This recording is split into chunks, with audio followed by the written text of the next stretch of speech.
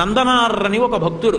ఒకప్పుడు ఆయనకి చిదంబరం వెళ్లి నటరాజస్వామి దర్శనం చెయ్యాలి అనిపించింది. యజమాని దగ్గరికి వెళ్లి అడిగాడు చీకటి పడుతుండగా, అయ్యా రేపు చిదంబరం వెళ్లాలనుంది, నటరాజస్వామి దర్శనం చెయ్యాలనుంది, నేను వెళతాను, నాకు అనుమతి ఇవ్వండి అని అడిగాడు. ఆయన మహా ఐశ్వర్యవంతుడు, మంచి మదోన్మత్తుడై ఉన్నాడు.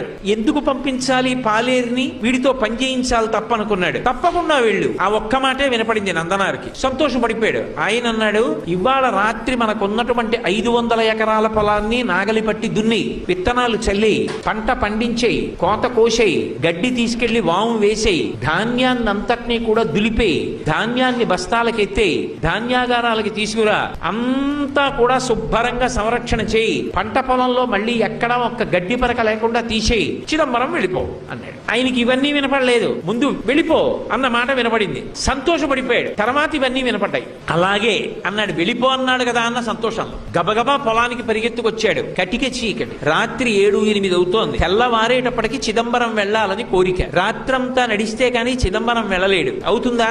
ఒక్కనాటికి అవధానం అర్థమైపోయింది. అయ్యో, చిదంబరం వెళ్ళమన్నాడన్న ఆనందంలో వచ్చేసానే, ఇప్పుడు నేను ఈ చీకట్లో ఈ పొలం ఎలా దున్నుతాననుకున్నాడు. ఒక్కసారి ఆకాశం ఆయన స్వరూపమేగా, పైకి చూశాడు. శివా నరిచి నిన్ను చూడకుండా ఉండలేనయా అని స్పృహ తప్పి పడిపోయాడు. ఆయన తలుచుకుంటే ఒక్కసారి సంకల్పం చేస్తే పంట పండేస్తుంది. కానీ తన భక్తుడు పడవలసిన కష్టం తాను పడాలనుకున్నాడు. కైలాసంలో కొడుకులిద్దరిని పిలిచాడు. విఘ్నేశ్వరుడు, సుబ్రహ్మణ్యుడు, ప్రమదగణాలు, పార్వతీదేవి అందరూ కలిసి భూమి మీదకి వచ్చారు. శంకరుడు స్వయంగా పంచె తీసి పైకి పెట్టి గోచి పోసి కట్టాడు, నాగలి పట్టాడు. ఆయన తలుచుకుంటే ఎంతసేపు భూమి దున్నేశాడు.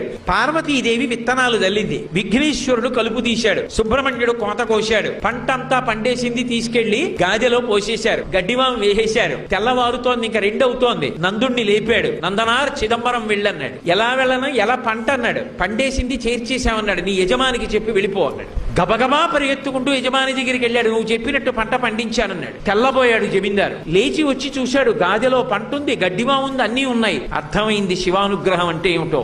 నందనార్ కాళ్ల మీద పడ్డాడు. నీ భక్తి నాకు అర్థమైంది నందుడా, వెళ్ళిపో చిదంబరానికి, నేను కూడా మారిపోయాను, ఇక పైన ఇలా ప్రవర్తించనన్నాడు. చిదంబరం వెళ్ళాడు. అర్చకులు ఆయన పట్ల చాలా కఠినంగా ప్రవర్తించారు. అగ్నిలో ప్రవేశించు, నీకు దేవాలయ ప్రవేశం చేయిస్తా ఉన్నారు. అగ్నిహోత్రాన్ని రగలిస్తే శివుడికి నమస్కారం చేసి అగ్నిలోకి వెళ్ళాడు. అగ్నిహోత్రం పుష్పమాలయ్యి ఆయన మెడలో పడింది. శంకరుడి దగ్గరికి వెళ్లి నటరాజస్వామిని చూస్తూ ఆనందపడిపోయాడు. ఆ సంతోషంలో చూస్తుండగా నందునిలో ఉన్న తేజస్సు వెళ్లి నటరాజస్వామి ఎందు ఐక్యం అయిపోయింది. కారుణ్యామృతవర్షిణం, ఆయన దయకి హద్దుందా? ఆయన్ని నమ్ముకున్నవాడు పాడవుతాడా? సర్వకాలముల యందు తన భక్తుణ్ణి కాపాడుకుంటూనే ఉంటాడు.